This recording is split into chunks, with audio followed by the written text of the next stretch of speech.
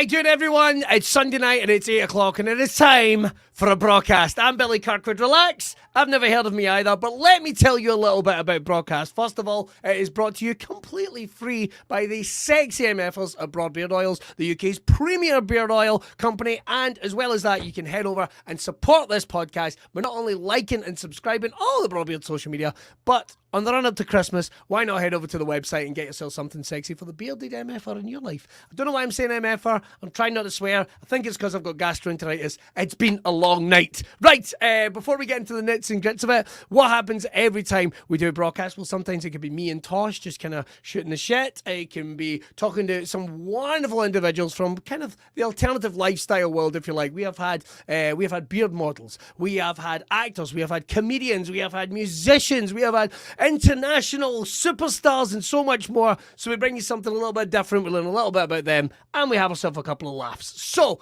who do we have for you today? Well, it's a wrestling special. And we've had a couple of these in the past and they've been very, very popular. We've had Demo, we've had Jack Jester, we've had Emily Hayden, the Wrestle Beach, and so many others. And this week, joining me on the show to not only talk about their own career, but we're also going to talk about some wrestling in general. I cannot believe I am this enthusiastic with gastroenteritis. Anything could happen at any point. Honestly, I could get wrung out like a cracker and just shit on the floor. So I'll tell you what, let's keep this striking while the iron's hot. Who do we have for you today? She has wrestled from Copenhagen to Cumnock. She is the basic bitch slayer. Ladies and gentlemen, would you please welcome my very special guest, wonderful Rubi Roberts. There she is. There she is. There she is. How the bloody hell are you, Rubi? Are you well? I am fantastic. Coming to the end of an amazing, unbelievable year, to be honest. Yeah, definitely. Now you have, I remember getting to talk to you during the COVID times, the dark times, and Yes. one of the big things you wanted to do was get on the European circuit, get out there wrestling internationally, and you've done that this year. Yes, we did it. From March this year, I have been travelling back and forth to Copenhagen and Sweden, and it's Very been good. amazing. It's I don't really know how to put it into words, to be honest, because it's something that I've always wanted to do, and I finally got to do it, and it's just as good, if not much more amazing than I ever wanted it to be. And you've clocked up a lot of wrestling companies in that time. Like you've been working for loads of different places, loads of different people. Yeah. Just quickly, I mean, in terms of what we have here in the British scene, and of course the Western scene over in the United States, what's the difference wrestling in Europe? Is there a language barrier? Oh, right. Okay. So actually, being Scottish is a massive asset to me going over there, because it's kind of really close to Dutch and Danish and all of these sort of Scandinavian languages. There's lots of similarities and the accents aren't that different. So Yeah. I went over and they were like, "Oh, we understand you really well." And I'm like, "Same. This is amazing. Thankfully, you all speak more English than I speak Danish, but this is amazing." When I earlier on this year, I was over doing stuff in Amsterdam and Utrecht, and those guys speak English. They would rather you spoke English than try and speak in their dialogue, Their language. because then they're just sitting there going, "What? What are you saying? Can you not just speak English?" I mean, it really is. Yeah. Excuse me. Oh God, really I had a really embarrassing moment last time I was there. We were on the road to a show, and I was really hungry, and we kind of have to like get food as you're going when you can get it. So we stopped at this petrol station, and I went in, and for some reason in Denmark they have about 15 different types of hot dog on display at all times in all of these petrol stations. Just like you can just take your pick of any kind of hot dog, and it's like all these different kind of sausages. So I went in, I was like, "Do you know what? I'm having one of them." So the guy's putting it together for me, and I'm like, "I just want my hot dog. Hurry up, I just want my hot dog. Give me my hot dog." And he's like, "Do you want sauce?" And I was like, "Yes." What was it? I said tomato sauce and ketchup. Not ketchup, tomato sauce and mustard. And he goes, "This one?" And points to the mayonnaise. And I'm like, being Scottish, we Egypt there, I'm going, "No, the red one, red sauce. The red one, red." Red one. And he's pointing at every other colour, and I'm like, why can't I remember? Why can't I communicate tomato sauce? Why can't I get this across? So then everybody's kind of laughing at me in the queue behind, and it's like everybody's just like getting held up because of this. I finally communicated to him, but everybody's like behind me, sort of gathering a crowd. Right. And I go outside and I say to one of the Danish wrestlers, I'm like, what's the word for tomato sauce? And he looks at me and he goes, you mean ketchup? And I'm like, yeah, but what's the Danish word for it? And he's like, ketchup. The word is ketchup. And I'm just like, oh, of course it is. Of course, yep. Of course. Of course it is. Of course it's that very easy universal word for that thing. And there's you with your bagpipes and your shortbread going, the red sauce. I want the red sauce. You mean you've not got brun sauce? What's going on? It's all you get. It's red and brun. Listen, are you a red sauce gal or are you a brun sauce gal? Got to get out of the way. I know you like red sauce in your hot dog, but that's a different game. Oh, red sauce? Yeah, red sauce all the way. I don't know. I've never been a brun sauce lassie.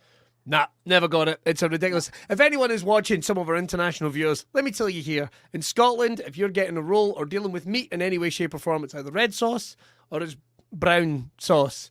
And I don't know. I think it might be a UK only thing, because I'll tell you this now. Anywhere else in the world, I've seen brown sauce. It's been barbecue. But oh no, I don't know what that. I'm telling you this now. I don't know what that crap is they put in an HP bottle, but it is horrid.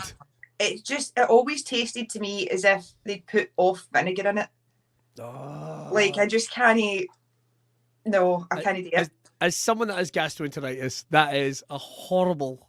My dad always had a bottle. That nobody else touched. And I would still remember him going like, don't touch your dad's brun sauce. And I was being like, it's not happening, mate. It's not happening.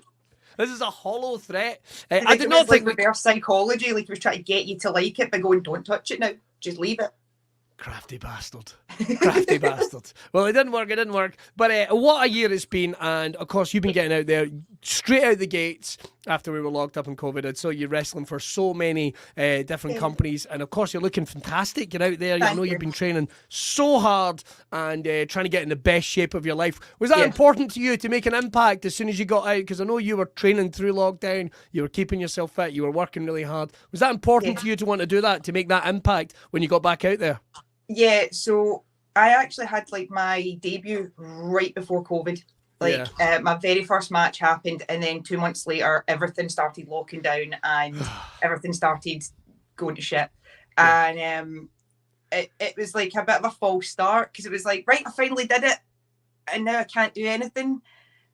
But thankfully, because during COVID, because my cousin had his own wrestling school and no one else was allowed to go into it, and at the time we were working with each other during COVID, so we were allowed to be in each other's company because we literally had to work with each other all day anyway. I would just get the keys off Bobby. I would go in and I would just train and start planning for what I would do when COVID was over, because there was nothing else to do. There was work, and then there was home. So I just poured absolutely everything, every spare ounce of boredom, unused ADHD energy, everything just directed straight at I want to do wrestling my way. So how am I going to do it? What am I going to be? What do I want to say? Like, what am I doing? So that when we did finally get to go, I was like, right, let's do this. And I know as well, obviously, you're putting like you talked about all that creative energy. One of the big things in pro wrestling, kind of like with bands and kind of like comedians, I guess, to a certain degree, is you always want to have like that. Is it the USP? Is it the USP? Is it US? What do they call it? The US unique selling point? USP. USP. And you've got yours as the basic bitch slayer. Yes. I gotta ask, because so many, we never, you're tuning into WWE or NXT and what have you, and people just appear and we never get to really hear their backstories in terms sometimes of their characters. What is the backstory of the basic bitch slayer? Okay, so you know how everybody in wrestling has that thing that when they grew up, they were obsessed about it. Yeah. Like they had wrestling, and then they had there's something else that you were just obsessed about. Mine was Buffy. I remember being, I think I was like 7 the first time it came on, and it was like BBC Two, and my dad, for some reason, was like, "Hey, that show about vampires, that's good viewing for my 7-year-old. Let's go." So from then on, I was obsessed with the show, and I mean to the point where my mother keeps trying to convince me that I should go on Mastermind and have it as my special interest. Oh my! Has that ever been done? Yeah, one other person did it, and my mum shouted me through when it was on, and she was like, do you want to do this? And I'm just sitting there, and I think I was maybe like 12 at the time, And I was like, yeah, okay. And they launched into the questions, and I was getting more of them right than the woman that was doing it. And my mum's literally like, you should go do this. I'm like, nah, because I don't really read books, so I'd be shit at the rest of it. I love that. We should totally do that. Maybe next year we should do like a broadcast wrestling mastermind, and wrestlers can come on, but they have to pick a wrestling subject. They have to pick a specialist subject that has nothing to do with wrestling. I would love that. Aye, so you've got like your general wrestling knowledge and then your special interest. Yeah. And now your specialist round. Buffy the Vampire Slayer seasons 1 to 4. Okay, here we go. Cool, no problem. But yeah, like, so it was like that level of obsession. Like, I have dolls, I have collectibles, I have comic books, I have every DVD.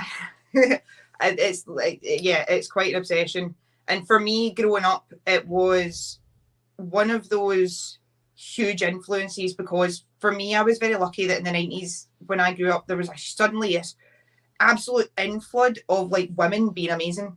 So you had like Xena Warrior Princess, you had Charmed, you had Buffy, you had Sabrina the Teenage Witch, you had all of these various levels at various sort of age stages of just women being amazing and leading their own shows.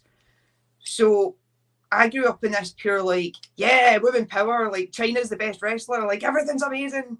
I grew up with that and wanted to sort of bring that into my character. Like I wanted to try and maybe do that for other people, like just be a badass woman, go in, kick ass, take names, walk back out again. Yes. So in your mind, this is as well like a BBC Two 6 o'clock TV show. We have Ruby Roberts, Basic Bitch Slayer. I think I'll be honest, I think that would have been a hit in the 90s. I think it'd be a hit now.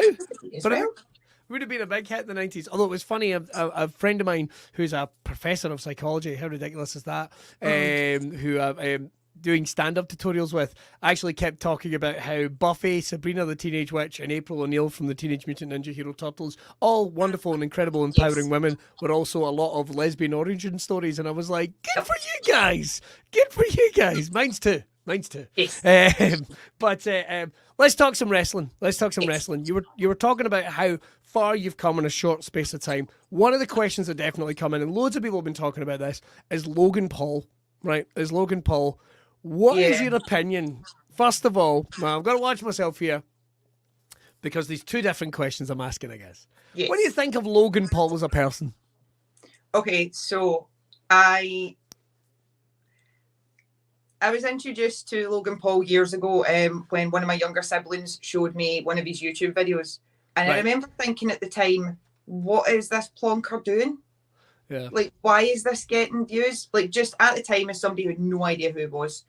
I've sort of obviously been exposed to him, as everybody has, as he's gotten more famous and he's had more scandals and all these things have happened. And to be honest, I think the guy's just doing what he needs to do to get what he wants. Yeah. Like, at the end of the day, it's a performance. Yeah. It's all a performance at the end of the day. Yeah. So if he wants to change from YouTube to then boxing to then MMA to then wrestling, then why not? Like, and then the, like you say, the mad bugger has now taken the dip. I think he has signed a contract with WWE. He has a contracted talent with them. And if anyone has had the chance to see any of Logan's work in WWE, and it's this, that Logan Paul, just to make clear, that Logan Paul, Jake Paul's brother, he's done boxing himself, like that guy is now in WWE. What do you think about him as a wrestler? What I'll say is that what he's managed to achieve and the skill level that he's managed to achieve in the short amount of training time that he's had is pretty amazing. Like, I know he was a very fit guy to begin with, but I've known people to walk into a wrestling school who do martial arts or do some kind of bodybuilding, powerlifting. They're so used to doing that one thing, but when they try and do wrestling, it absolutely knocks them sideways, because it's not like anything else. It involves every single bit of mind, body, willpower, memory, everything. So the fact that he's managed to go from what he knew in boxing and MMA to translating that into backflipping off top ropes, jumping out of rings, doing death-defying shit that, I'll be honest, I'm still scared to even attempt. Like, kudos to the guy. Like, I can't touch that. Like, he's done really well. And one of the big things for anyone that's tuning in going, you're talking about wrestling, is a big thing is the storytelling aspect of it, is the psychology of it. And I know he's surrounded by like the best in the business. Like, you know, when you've got, you know, Paul Heyman in your ear, when you've got Shawn Michaels in your ear, when you've got The Undertaker in your ear, you're only going to get good. But his matches have been ridiculous. I've had people that know nothing about wrestling, but remember him on Vine. There's a trip. Remember him all the way in Vine going, is this guy like the WWE champion? And you're like, no, he's not. No. And don't ever say those words again. How dare you? No. Let's not give anyone any ideas at this point. I don't want Keyboard Cat to be one half of the tag team champions. I don't need it. I'm fully for gimmick matches and I'm fully for people jumping in, giving it a go and stuff. But I feel like titles and championships mean something. They matter. Yeah. They have to be honoured in the fact that they matter. So I feel like for it to go that way that quickly without any kind of build up or like a bigger sort of story arc towards it, it just, I feel like it would have kind of shat in a title. I really feel like he clearly cares. Like I'll give him his due. He doesn't need to do this. Like he clearly cares. But it's the type of thing that if Logan Paul were to win the WWE Championship, then it's like, cool, dude. Yeah, you need to be on TV every day. You need to be on TV every week. Like that's you just can't come in for the big matches. But he's talented. You know what comes to mind? The Triple H speech from Tough Enough. This is 280 odd days of the year, and you don't see your family, and like that whole thing. It's like, like if you get that, that is the cost. That is the price. You are doing that. That's it. But no, I mean it's incredible stuff. I'll only say someone literally. I asked for some questions online just before we did this. First question that came in, and it's with that kind of like, what do you think of Logan Paul? And it's like, you know, he's doing good stuff. I can't really give him a hard time. He's doing good stuff because some celebrities come into wrestling and they're absolutely shite. But it was him, Floyd Mayweather, who still had that cracking match with the Big Show at WrestleMania one year.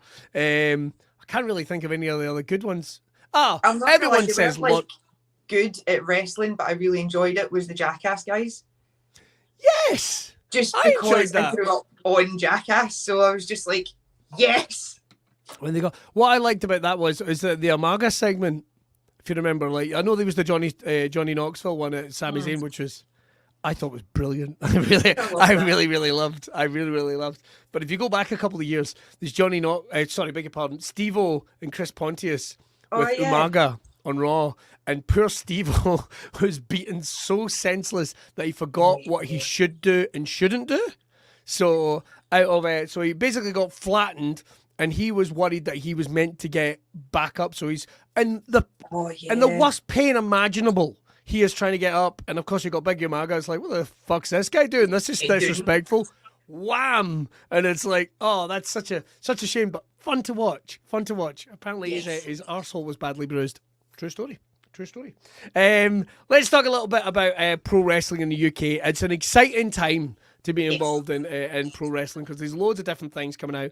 Everything is opening up. What is it you're into right now in wrestling, just in general, or just in the UK? What is some of the stuff that you're into right now that you go, I want more of this? Oh, so this is going to sound incredibly feminist of me, but like women, all the women, like, so basically at the moment I'm just kind of loving seeing that there's so many newer girls coming up, and there's so many different people. Like there's no two folk that are exactly the same. Everybody's gone. I feel like because everybody got so much time to sort of ponder their own life, everybody's going, no, this is who I am. I've been stuck in my own company the whole way through COVID, and now I know exactly who I am. Let's go. But I've been loving seeing just the sheer amount of women's matches that are on shows. The fact that I've been seeing a lot more than just one women's match and a full card and stuff like that. And it's a part of the show. It's not like it's an attraction, but it's not an attraction. It's part of the big matches, part of the show. Nobody's turning around and looking at gender necessarily. Everything is slotting in and being a part of the show. I mean, look at WrestleMania. We're getting female wrestlers now headlining the card, as they should, because they're big money matches, and we want to bloody watch them.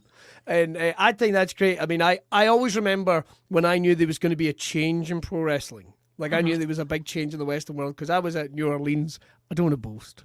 I was at New Orleans, and I remember seeing this young girl walking down, and she had a T-shirt on.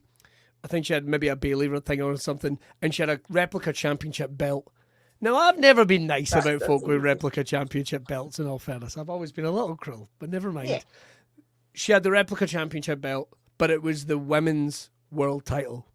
And I remember going, she was like, I don't know, 7, 8 tops, and thinking, that's cool as fuck. Mm-hmm. That's cool as fuck. Because her Buffy the Vampire Slayer is the athletes and the wrestlers she's seen every week in WWE, you know, and I just thought, that's cool. She doesn't like mom or dad, and also mom and dad are cool, and they're like, right, well, the women's title it is, that's the one you want, that's cool. And I just thought, it's always that image that is burned in my head of going like, fuck man, this is happening. This is happening. It's a fun. I don't know. It makes me so happy because it was something that I always wanted to see more of when I was a wee girl. Because like there was your women's division for the most part in my head. I remember Chyna and Lita because they were the some great athletes in there, some great wrestlers. Amazing wrestlers at the time. But for me as a wee girl, I just tuned in on those two. I'm like, I want to dress like you and jump out like you, and I want to be a badass scary bitch like you. And like, so to see that sort of evolving, and then you saw the Divas division later on really grow and start to evolve and have proper characters in it. They were fleshed out, and they weren't just eye candy, they were people, and they had grudges, and they were slapping the shit out of each other. And for there, I was like, that's when I kind of started being like, oh, this is like a thing. This is we're getting equal footing. We're getting there. Yeah. I'm going to be our boys.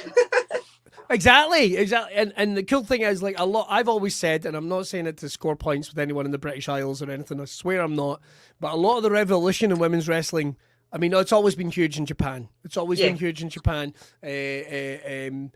But in here, in the Western world, I think a lot of the revolution actually started here in the UK. I'm just going to come out and say it. We started producing some incredible athletes here. I mean, going all the way to Kaylee Ray and and Carmel, and what they did here, and they became a big attraction, a part of the show. Kaylee Ray, Viper, the list goes on and on and on and on. And now there's a new generation, and you said it because it's kind of important. Like, here I am wearing my Molly Spartan t-shirt. Thanks again, Molly. I appreciate it. She scares me. But the thing is, just a wee bit, just enough to keep me in line. I believe is the plan. Just enough to keep me in line. Like, she scares me a bit, but I'm also like, oh, I want to fight you. I mean, yes! You're going to batter me probably, but I want to fight you. But I'm proud of her, and I'm proud of loads of the, not that they need my pride in any, but what is, like you're saying, athletes are coming through. They're a part of the attractions. They know who they are. They know when they are on level footing, and they're making a huge impact. Making a huge impact, and I just think it's very cool to see. Who's your favourite in women's wrestling just now? Then who's one that you go boom? Because I mean, WWE's got a pretty stacked roster, and I think they're going to start adding some of the names which they bizarrely released for some fucking reason. But they got a pretty stacked roster. Them in TNA, AEW to a lesser degree. But I think there's work to be done there. Who you into right now in women's wrestling? So I'm a nightmare because I can never pick a favourite of anything. Like, I have so many categories. Give me a couple of your favourites. Give me a couple of your favourites. So I, obviously being the massive like Chyna fangirl that I am loving what Rhea Ripley's doing right now. Yeah. Like, so much, but she's not just a rip-off of Chyna. She's doing her own. I'm a confusing big woman who just doing her own thing. Like, I love this whole mammy, pappy, like, I'll be whatever you want me to be, like, attitude. Like, I'm just the da. Rhea's dialed in to, like, I don't know, I think she's, like, I honestly think she's the female athlete at the moment. Like, she's kind of dialed into, where we are in terms of, I'm going to come out and say it, gender balance, sexuality, all that type of thing. I'll come out and say it. But it's also cool, because she is very, very cool, destructive. She knows exactly what she's doing, and honestly, I don't even think she's at her prime yet. Although I will say, some people online need to calm the fuck down with some of the Rhea Ripley comments you guys put out there. You just need to settle the fuck down. Oh my god, have a cold shower or something, whatever's wrong with you. Rhea's fantastic. Scary place for that. Just every so often you'll get a random one. You're just like, oh my god, calm down. Bye bye. Fucking hell! I have many friends and athletes have trusted in me, male and female, have trusted in me. Some of the things they've been saying, it's like, settle down, settle the fuck down. Couple of questions though. So we've got Rhea Ripley. Any other people that you kind of go, these I'm into just now? I'm a big fan of Mandy Rose. I think Mandy Rose is fantastic. I quite like Mandy Rose. I really love the energy that woman gives off. Just she can do something as subtle as twerk her eyebrow at somebody, and you just know the level of bitch that is exuding off of her is like waves, and it's the subtlest wee thing. And I love that she doesn't need to go pure over the top with anything, because she can convey exactly what she needs to say with just the subtlest of movements, and I love that. Because I'm not like that at all. You'll get there. You'll get there. Come on. I'm like hand gestures, this, that. Jade Cargill's also a favourite of mine over in AEW. Probably the Shining. Well, I'm not saying the Shining Light. They've got Nyla Rose, of course, who I always think is fantastic. I don't know why she's not on my TV every week. A little puzzled by it, but there we go. One of the Vicious Vixens. Jade Cargill's fantastic. Britt Baker's okay. And I'm probably pure burying myself there. It's like, she's okay. That's all I've got to say. She's all right. She's all right. Fair enough. I think there's been times where I went, she's brilliant. And that's it. I'm not talking about, like, again, what a wonderful discussion to have in 2022. We're not talking about gender. We're just talking about the wrestler. It's like, there's times when it's like, she's nailing it. And then there's other times it's like, is everything all right? It's just like, it's like, you good? Yeah. Yeah. But other times it's not really clicking. In terms of who else do we have in terms of up-and-comers? In the UK, we've got a very rich scene just now, which is fantastic. Is there anyone you would like to work with? You mentioned Molly. Obviously, we've got the likes of Casey. And we've got up-and-comers like Daisy Jenkins, of course, who only recently... I worked Daisy very recently, and I had the best time. I would happily let that lassie battle lumps at me again. 100% want to repeat. Like, definitely. Daisy's going to get it. Daisy, I mean, she's going to get it. It's all... I know she's very new, but she's going to get it. You get the feeling. And great theme music, by the way, I should hasten to add. Stuff she has at ICW is ridiculous. It's ridiculous how much I'm into that music. It suits her so well, and she's just such a wee bouncy, bubbly thing of energy, and I'm like, damn it suits her so well. I can't not like it. Anyone else you're into or you would be interested in working with? Okay, so I'm terrible, because whenever I get asked this, I'm like, everyone. I want to work with everyone, like male, female, intergender, like non-gender, non-binary, like everyone. I want to work with everyone on every level, because that's the only way I'm going to learn as much as possible and be the best wrestler that I can be. So I'm like, everyone. So let me think of. I'm trying to think of other. So like, athletes if I would say one right that I know is ridiculous, because I know it's probably never going to happen because she's on WWE now, but I always wanted to wrestle Viper, because it was like a big thing, because we're from the same area, and like I would have just have loved to have gotten the chance to do that before she ascended. You never know. You never know what the future's going to hold, but I always really wanted to get a match with her. Like, it was always kind of like a personal goal thing. Yeah. Well, I don't know. That would be the Clash at Kilburnie. I don't know what they would call it. The Clash at Kilburnie, I don't know. That was the thought. It was like a discussion before COVID happened. Like right before COVID happened, there was discussion happening that we were thinking, if Respect was still around, that we were going to maybe do a show in our local school that we both attended. And it was going to be a thing, but then COVID happened, and then everything else, and then the Ascension happened. And I was just like, oh, bye. Man, I wonder if that has ever happened in pro wrestling. Like, I wonder if they're like two people wrestling in the school they both went to. I don't know, but I think it would be amazing. Well, if you're listening, Viper, she's still Dewdrop. She's still Dewdrop, isn't she? Still Dewdrop, yeah.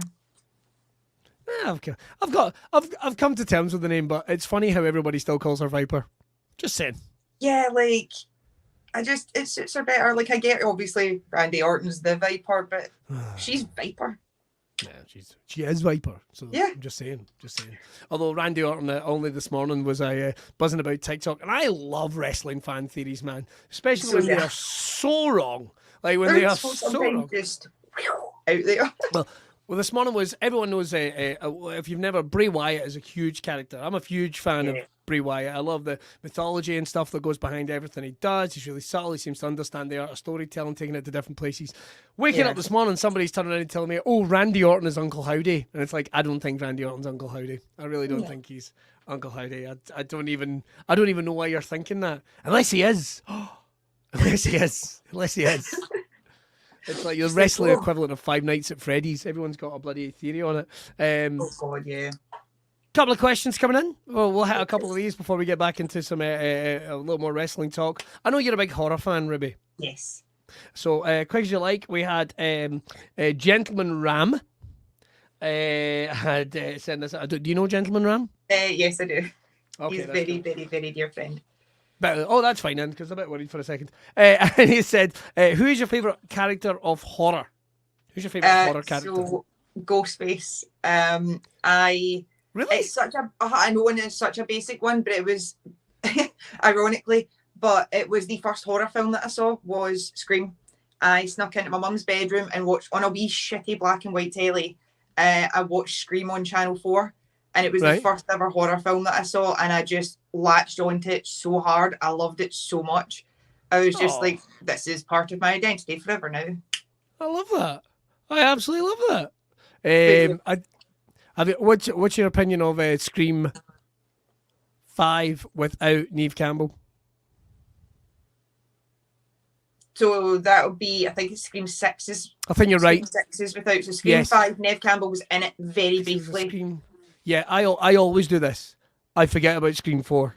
Yeah. And there was a Scream 4, and then there was a gap, and then there was another Scream, and now they're going to do another Scream. So you're absolutely right. Scream 6. Yeah. What's your opinion on that? I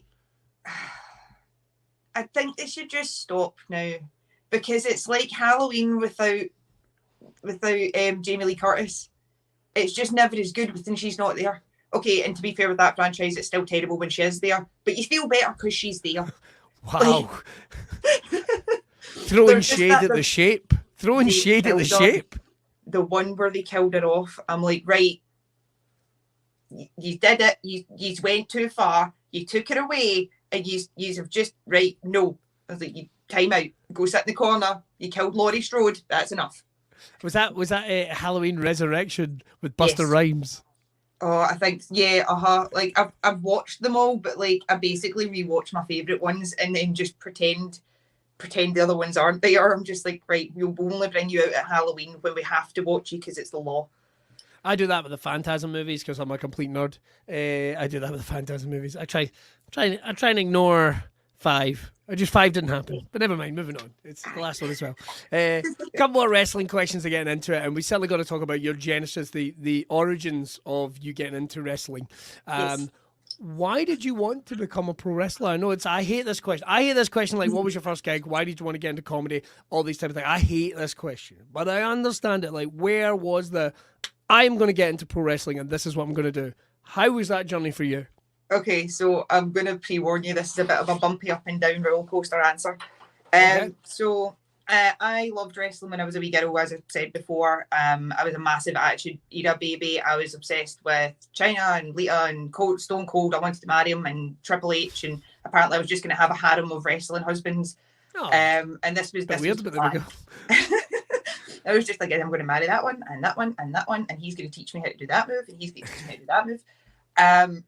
But being the very rambunctious tomboy wanting to wrestle wee lassie that I fought with my little brothers constantly. Like, my poor mother had 3 of us in the house. There's 7 of us all together, but like split family. She had the 3 oldest ones, and we would legitimately go like full mania level of, we're going to have a wrestle match right in the middle of this living room fairly regularly.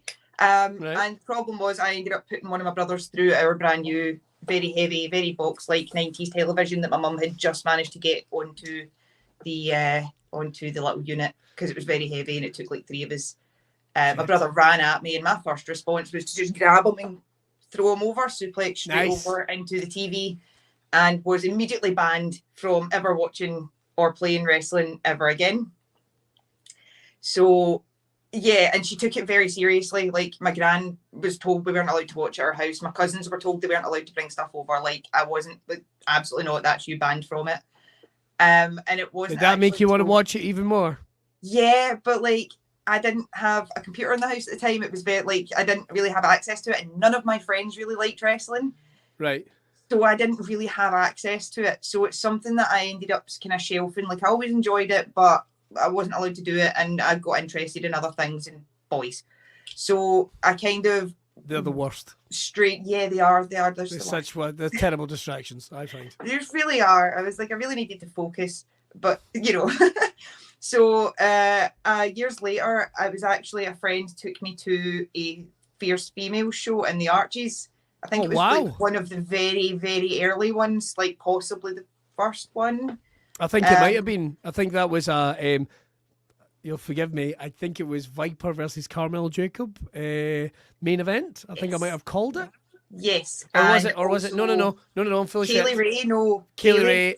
Carmel Jacob, because I remember somebody went through an ironing board, and I remember going, well, that's not right. That's not right. My leaving memory of that match was Kaylee's tiny little shorts were safety pinned to her thigh, which was then subsequently trying to pull them down, but they were also pinned to her back, so they were not moving. Yeah, but I got taken to see that and was just instantly like, I forgot I love this shit. Oh my God. Like, yes, I want to do this. Also, that was when I saw that Viper was wrestling, and I was like, I know you. I went to school with you. This is cool. How did I not know this was a thing? I need to speak to you. And ended up going along to Source Wrestling School for a while. And yeah, no, I loved it. I really enjoyed it. But I then got an injury at my shoot work, and dislocated my shoulder and bit my rotator cuff. Oh, so yeah, I got surgery on my shoulder. It was really bad. It took 3 years for me to get like full motion in my shoulder again. Jesus. So, and I know there's more to it. Like, there's a whole massive thing. So during that time as well, I actually developed a condition called fibromyalgia, which is a chronic pain condition. It causes like chronic fatigue, chronic pain, brain fog, loads of other like mental symptoms. And I had a walking stick. So I was at the time classed as physically disabled, and I couldn't really do a lot of anything. I was in a huge amount of pain all the time. And I bumped into my cousin Bobby, who turned around and was like, I'm opening my own wrestling school. Do you want to try and maybe, he's like, I'm a trained PT, I've got this qualification. Like, you know what Bobby's like. He's like, I've got all these qualifications. Here you go. Evidence, proof. There you go. And he was like, do you want to try and rehabilitate yourself using wrestling? Because you really enjoyed it when you were doing it before. He's like, it's something that works every muscle in your body, so you never know, it might help. And I was like, do you know what? At this point, I've tried literally everything else. Nothing's working. So yes. You're like, fuck yes. I'm going to be in pain every day anyway. I might as well have some fun doing it. Let's just go. So yeah, my initial intention when I came back into it was just to try and get moving, to try and get some mobility back and get to live my life a bit more, because at that point it was literally a case of I was living in my house because I couldn't really go anywhere, and it was crap. And when I did make an effort to go anywhere, I was so exhausted by the time I got back that I then couldn't do anything for like a week at a time. So I was just like, right, cool, do you know what, let's just throw ourselves at this, let's just do it, because I do really enjoy it. And the more I did it, the more I realised that I didn't just enjoy it, like I really love doing this. Like, it's something that I really enjoy on every level, like not just actually watching wrestling or just doing it. I really enjoy discussing it with other people, being able to help other people out, being able to brainstorm with people, come up with ideas, talk storylines, talk mad crazy moves that you could put together to make some kind of mad mental stringy thing, and then get to like go through it with people and play it out and see how it would work out, land on your face, realize it doesn't work, like every single bit of the full process. I just absolutely loved it. And yeah, through that I've lost the 8 stone and I don't have a walking stick, and I'm now wrestling, and it's 8? Yeah, 8 stone. Oh my Originally God. started wrestling, I was just short of 19 stone. Oh my God. Yeah. Like, Holy. see when I say, like, I've Well, got that's there an are pictures incredible achievement online. on its own. But Yeah. making that transition into, like you say, repairing your body, rehabbing your body, and then excelling at what you do now, that's incredible. God, some people would just settle for one of those things, Ruby. Some people would just settle for one of those, and you decided to do them all. Yeah. I've never really been a person who just kind of goes, oh, well, that's right, I've done that. That's cool. I've always been the kind of person that's like, right, I've done that. What else can I do? Can I do this? Can I do that? Can I do that? Oh, can I paint this? Maybe I can make resin. Maybe I could do this. Maybe I could be a wrestler. Maybe I could do that. And just, it's just constant. So, we got to ask you, like, and I always love asking this to wrestlers, as I would ask with comics and what have you. Any in-match disasters or those bad matches that you just go, oh, you replay in your head again and again and again. And I know that's not healthy before anyone gives me a shout. I know that. But sometimes you kind of revel in them a little bit. Have you got any for me? Yes, I feel like as well with them, if the more you kind of do that, the more you make yourself laugh at it, and the more you make yourself okay with it. Exactly. It's a lesson to learn. It's a lesson to learn. I had a match with Ellie Armstrong for Pro 2, where I had been, I really enjoy wrestling Ellie. I would love to do it as much as possible. Again, quite happily let her batter lumps at me. It's brilliant. But yeah, we were wrestling for Pro 2. And it was originally meant to be a triple threat, but Rosie Knight had an injury. So we changed the plan at the last second, and we changed it to just me and Ellie. And I had been practicing this, like, I don't really jump a lot, or didn't used to, being a lot heavier before. I wrestled completely differently. It was all me big, you small, I throw you. I don't leave my feet. And now I'm trying to like completely change that now that my body's changed and I've got different ability types. I'm trying to jump more and use the ropes more and like utilize my entire environment. And I'd been practicing coming in over the top rope and like sunset flip. Went to do it. Oh no, sorry, roll in over the top of the back and hit running was what I was trying to do. I know what you mean. Oh, that did not happen. What happened was I did not give myself enough momentum. So I got my legs up and I got my head and shoulders on top of Ellie and then was just stuck upside down with my legs kind of wiggling. And then I had to try and rectify the situation in a way that didn't look completely awful. So I tried to turn it into a sunset flip. Did not do that. Fell sideways and just kind of was like, fuck, I'm just going to run. I'm just going to go. I just continue the plan. Just keep going. But I watched it on, like I was sitting going, no, see when these things happen, it always feels slower in your head. It always feels like it's been working. No, it's bad. I'm upside down for like at least a second, just kind of like a baby turtle with her legs in the air, like, eh. Oh, well, I know what you mean. It's just a second, but it feels like 40 minutes, and you go, no, it won't be that bad. And it's like, did you hear about Ruby being upside down for 3 hours? Yeah, like 3 hours. Okay? I did also get a concussion and completely screw up a pin that ended up all over Twitter. Okay. Which was I was wrestling for W3L. And you guys threw in Fife kind of area? I think it was Livingston kind of Livingston, yep. Sorry. I'm trying to remember where the exact, so it's not Gala Shields, that's the other one that I did that year, but I'm trying to remember. No, I can't, but it's near that way anyway. And I got a clothesline and I didn't quite tuck my chin and smashed my head really badly off the canvas, which was like you can see in the video the instant my brain just goes, why have you done this? Because my eyes cross and everything. I'm like, oh my God. We go through the next sequence. I managed to do that, like, even though everything's like spinning. I go for the pin, and for some reason in my brain, I confused like horizontal and vertical, and I've went to grab Emily Hayden's wrist and push it down on the mat to hold her down. What I've actually done is just kind of held it mid-air and just presented her arm. I mean, I got her shoulders down, but like I'm just kind of like, I've put her arm vertical instead of horizontal, but I've not realised because of my head injury that I've done the wrong thing and didn't realise until I'd watched it back, and I'm like, what am I doing? So you're trying to pin her with her arm in the air.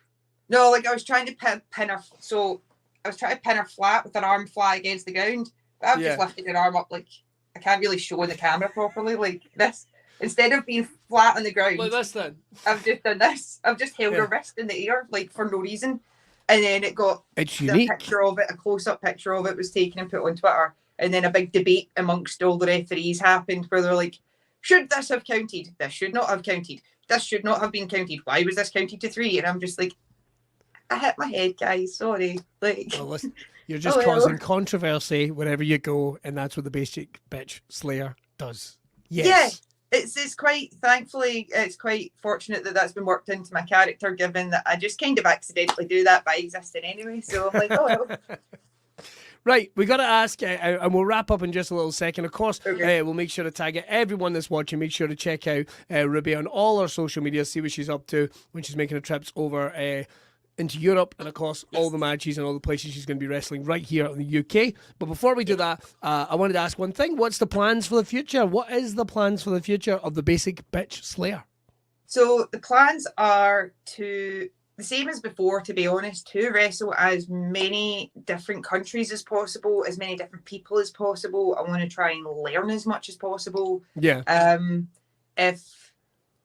If I was ever lucky enough to, in the future, get any kind of tryout, that would be amazing. But it's not like my main goal. My main goal is mostly just to enjoy what I'm doing and get to learn and do as much of it in the time that I've got as possible. So when you say like when you say like tryout, you mean like maybe NXT Europe or WWE or something like that? That's like, if I was asked like, what's a realistic goal? What's your kind of like, if you could just shoot your shot for it goal, that would be my kind of shoot my shot for it goal. If I really wanted to try and shoot for something ridiculous, I would want to try and do that. But realistically, I just want to be happy wrestling. And if I get to do cool stuff along the way, then I'm quite happy. I will actually, because I was going to mention something earlier and I completely forgot about it, and I'm going to squeeze in really badly. I'm actually really excited because CCW, who I've been wrestling for the last year over in Denmark, have just been accepted into the European Union of Wrestling Alliance. Right, so that's the UEWA? Yes, which is fantastic, but it also potentially means that there is going to be more avenues to get to work through the UEWA. So I am hoping in the future that that's something that translates and I get to do that as well. There you go. We could see you from Sulcoats to Switzerland. It yes, could be anyone's. Especially because Pro 2 have just been accepted as well. So really? Oh, there we go. Yes, that was just announced yesterday. So I am very much looking to see what exciting opportunities come out of that as well. Well, listen, that'll be great. Everyone can check out. I've got to ask, any merch that folk can get their hands on? At the moment, I have 8x10s. I am just selling them basically through my social media at the moment, but I am in the works getting a t-shirt and a couple of other things put together that will be available next year. A trumpet sock, beer coasters, soda stream carrying case. Just my face and logo on everything. I'm just absolutely everything. Krusty the Clown the Clown this. Rubi Roberts special edition yellow glasses and everything. I'll get them done. That's definitely going to happen. Everyone, our very special guest on this episode of BRAWCAST, the wonderful Rubi Roberts. Rubi, I'm going to pop you into the green room and I'm going to wrap things up here. Thank you very much for talking to us, and we will. Thank you for having me. Soon. Cheers. Right, that's all we got time for on this episode of BRAWCAST. We are going to be back with another episode in the next couple of weeks. Don't forget to head over and check out everything JJ's doing over in Broadbeard social media. We've got vlogs and so much more coming up, particularly as we are on the run to the big Broadbeard and Mustache Championships in February 2023. Tickets are flying, but you don't want to miss out. Head over to the website, grab your tickets as soon as you can. We have got music, we've got entertainment, and of course we've got the Broadbeard and Mustache Championships and so much more fun. I've been Billy Kirkwood, because someone has to be, and I'm going to see you the next time right here on BRAWCAST. Cheers!